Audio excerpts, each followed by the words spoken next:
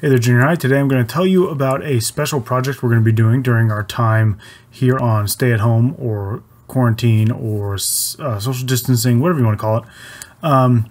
We're going to be doing a special project where you get to be part of history. So you're living through a time that's unique. You're living through something that is very rare, pandemic, and you're living through a time period in U.S. history that's pretty unprecedented.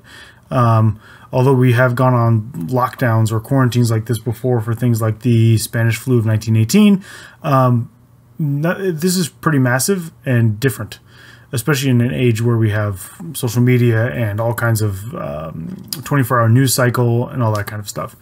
So in years to come, people are going to want to know what it was actually like.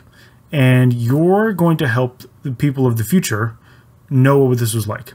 Okay, and the way you're going to do that is you're going to be a primary source. So to be a primary source makes you a part of history.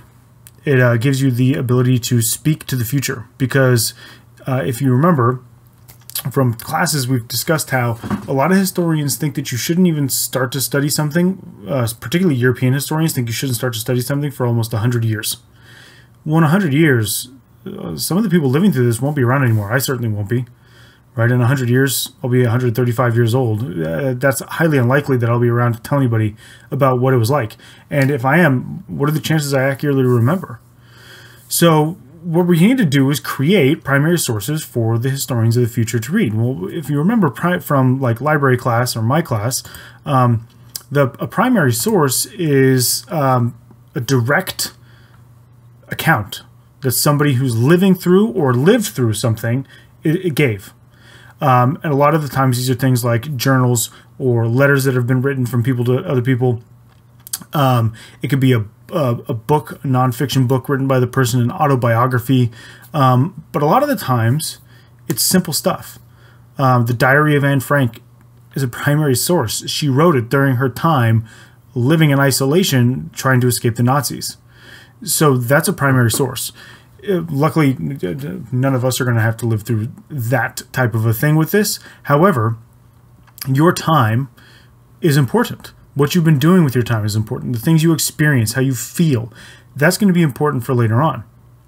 So we're going to create that. We're going to create it, a first-hand account, and I'll give you prompts along the way and things. We'll talk about that. But we're going to create one of these things so that they can analyze them later on, because while secondary sources written using primary sources are great, a lot of those authors didn't live it. They don't understand it. And they'll only understand it as well as we tell it to them. And there's some challenges today with primary sources, which is a lot of our primary sources today aren't written. They're video, like this, right? They are audio. They are TikToks or Snapchats or Instagrams that disappear. And if you didn't download it, it's not anywhere on the internet except for maybe on databases someplace. And that's a problem, because it will not necessarily give an accurate picture of what has occurred if they don't exist, or they haven't been saved. Just because you posted something to YouTube publicly doesn't mean it's going to be around.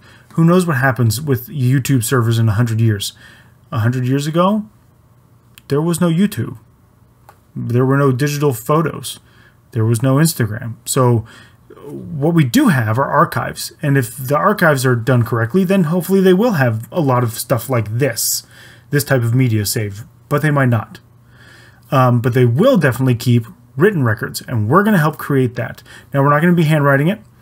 You will be creating a written record of your time in quarantine, or whatever you want to call it, in class on Google Docs. So a primary source gives you insight into the events of a period that a secondary source simply cannot. Once we're done with this, you're going to look at the slides and then you're going to click that link.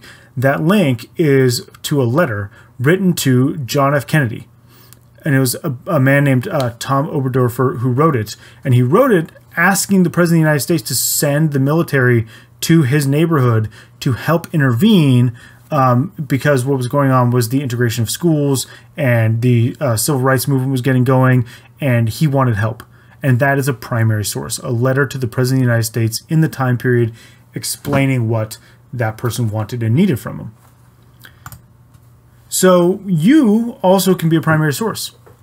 Like I said earlier, we are living through history. What we are doing each and every day is going to be different and defining and something new to the human experience and to human history, and people are going to want to know about it.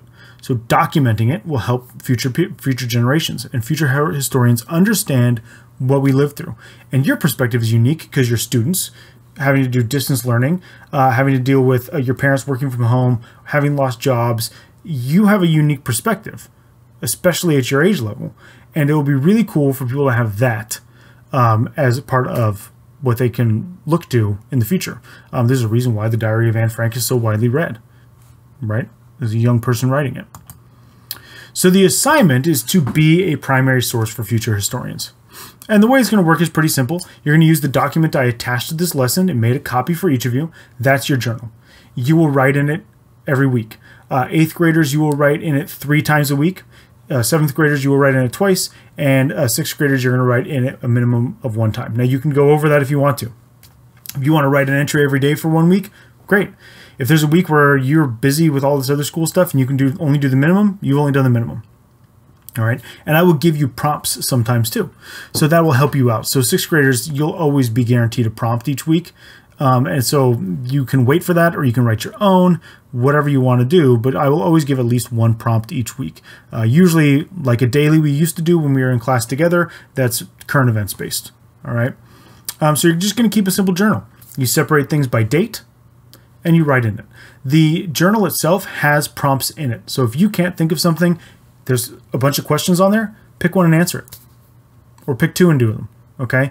It is a journal. It's free form. And when we're all done with this and we are back together again, I'm going to print out your journals and I'm going to put them together and I'm going to send them off to where they need to go to be archived for the future as primary sources.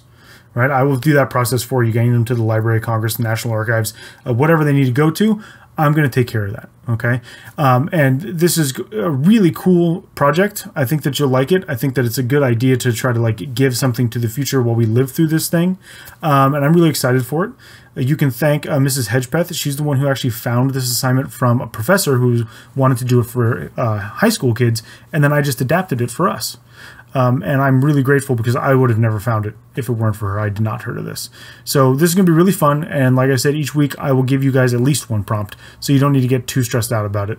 And I'll make sure, of course, that your workload in my class is you're given time and you're given the amount of space that you need to do it. Okay. But I think this is going to be a really worthwhile part of our experience, distance learning. We don't know when everything's going to be over with. We don't know when we're going to be done with this. Hopefully we get to come back sometime in mid-May, but maybe not. And either way, something like this would be really useful to people in the future. So I hope you'll have fun with this, and I will see you guys in our next live class, and have a good day.